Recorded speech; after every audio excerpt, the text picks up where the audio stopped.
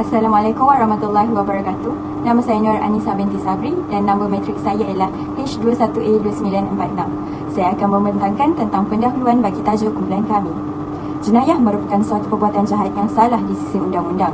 Jenayah juga dikatakan apa-apa perbuatan yang boleh memberikan masalah atau kesusahan kepada orang lain. Setiap jenayah yang dilakukan mempunyai hukuman yang tersendiri mengikut kes masing-masing.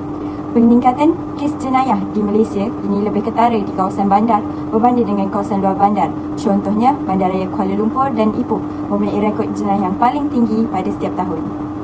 Hai, nama saya Rachel J. Pridapun dan nomor matrik saya adalah H21A3059. Pada hari ini saya akan membincangkan tentang cadangan dan langkah untuk membendung jenayah ragut. Pertama sekali, apa itu jenayah ragut? Jenayah ragut merupakan suatu jenayah di mana ia melibatkan tindakan yang salah di sisi undang-undang seperti menyentak, menarik dan juga mencabut secara paksa.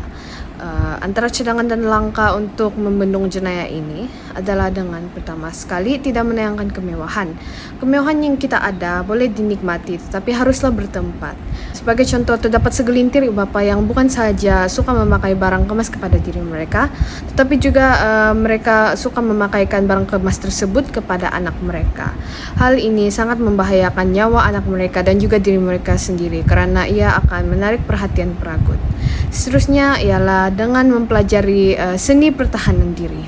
Seni pertahanan diri ini merupakan satu seni gerak badan yang sangat berguna untuk kita menghadapi satu keadaan yang bahaya dengan kurang panik. Ini sangat membantu individu, lebih-lebih lagi kepada kaum wanita. Tetapi terdapat juga alternatif lain, yaitu dengan membawa alat keselamatan. Kerana bukan semua orang mempunyai masa untuk mempelajari seni pertahanan diri ini dengan betul. Seterusnya ialah dengan sentiasa peka terhadap keadaan sekeliling.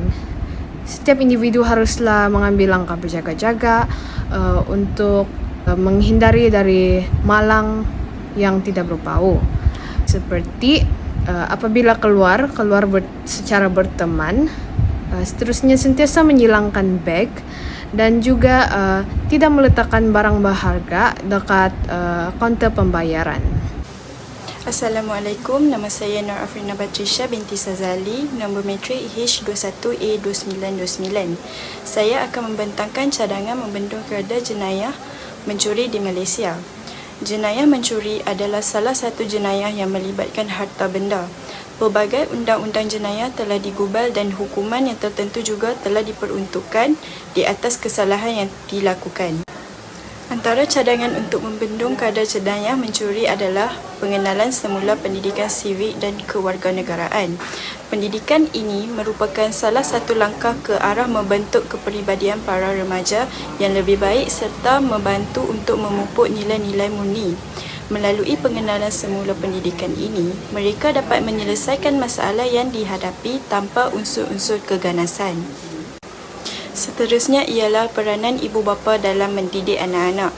Ibu bapa hendaklah bijak mendidik anak-anak mereka agar tidak terjerumus dalam kegiatan jenayah mencuri ini.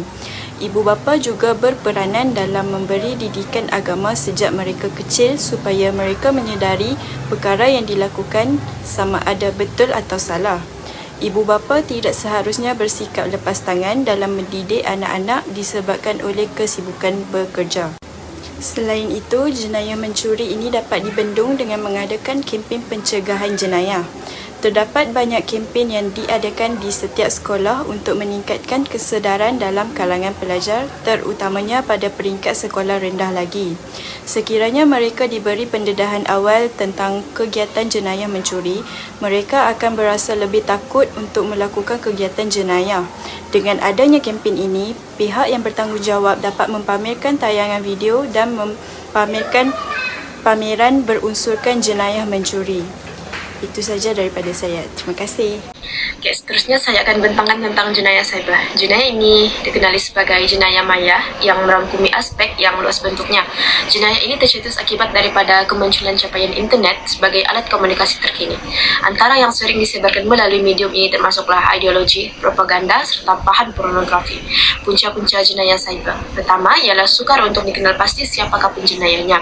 Mereka akan melakukan jenayah cyber terhadap institusi pesaing atau mereka diupah oleh pihak tertentu dan biasanya mereka sukar untuk ditangkap. Kedua, sikap manusia yang negatif. Mereka menyerang sistem hanya sekadar suka-suka. Kebanyakan mereka ini adalah remaja yang belum cukup matang untuk berfikir tentang akibat jenayah yang mereka lakukan. Tambahan pula, sifat ketermakan manusia. Sesetengah manusia tidak ambil peduli akan cara mereka mendapatkan hasil. Oleh itu, mereka sanggup melakukan jenayah semata-mata untuk mendapatkan hasil dengan lebih cepat. Langkah-langkah atau cadangan mengatasi jenayah cyber. Kita sebagai manusia perlu ada tahap kesedaran yang tinggi tentang risiko daripada jenayah cyber, terutamanya ketika menggunakan komputer masing-masing. Selain itu, setiap individu perlulah mempunyai etika kerja yang murni dan tidak menyalahgunakan sumber yang diberi dengan melayari laman-laman web yang tidak produktif. Untuk pihak pengurusan atau organisasi perlulah menangani risiko ancaman cyber dari perspektif yang menyeluruh serta mengeluarkan polisi yang berkesan untuk diikuti oleh pekerja syarikat. Di pihak kerajaan pula, kerajaan perlu mengadakan dan menentukan prasarana ICT yang selamat dengan melaksanakan polisi-polisi yang efektif, terkini, dan praktikal.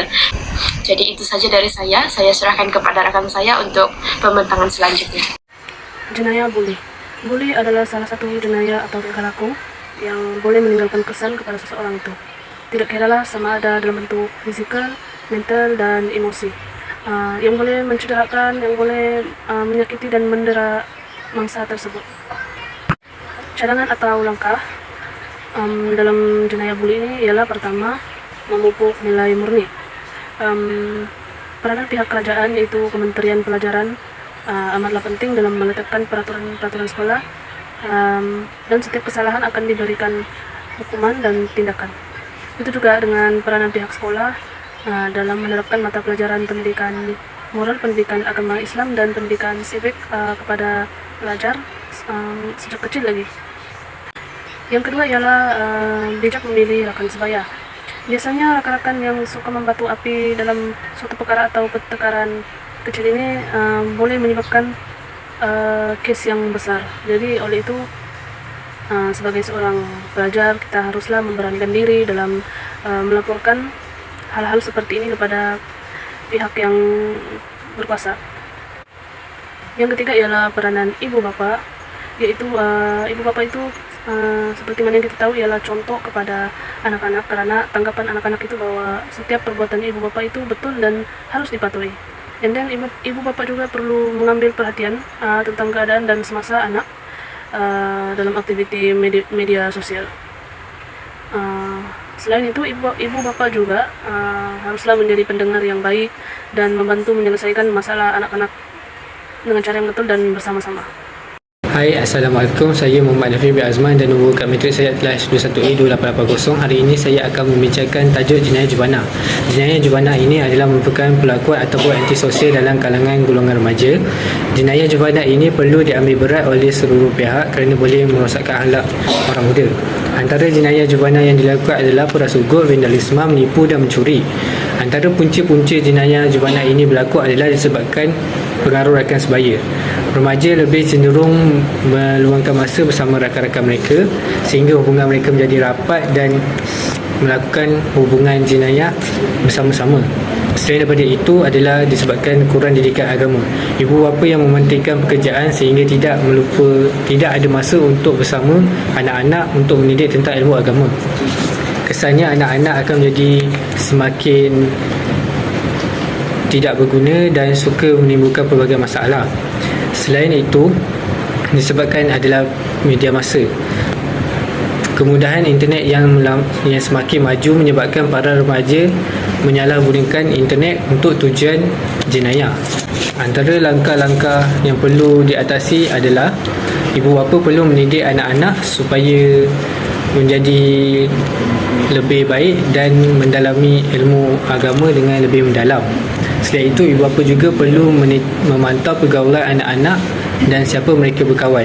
Seterusnya, sentiasa berinteraksi dengan anak-anak supaya mereka tidak rasa keserongan. Selain itu, pihak sekolah juga perlulah menyelesaikan dan mengetatkan lagi peraturan sekolah agar masalah disiplin dalam kalangan remaja semakin berkurang. Itu sahaja daripada saya berkaitan jenayah juvana. Sekian, terima kasih. Kesimpulan, kes jenayah di negara kita semakin menghantui diri kita disebabkan oleh beberapa faktor, dan kemelut sosial ini dapat diatasi dengan beberapa langkah yang telah dikemukakan. Langkah tersebut boleh digunakan oleh pihak yang bertanggungjawab untuk memastikan kes jenayah dapat ditangani dengan berkesan. Semua pihak perlu berganding bahu dengan pihak berkuasa untuk memastikan kes jenayah dapat dikurangkan dan keselamatan awam terjamin. Kita berharap agar masalah jenayah dapat ditangani dengan berkesan demi keamanan dan kesejahteraan rakyat negara Malaysia.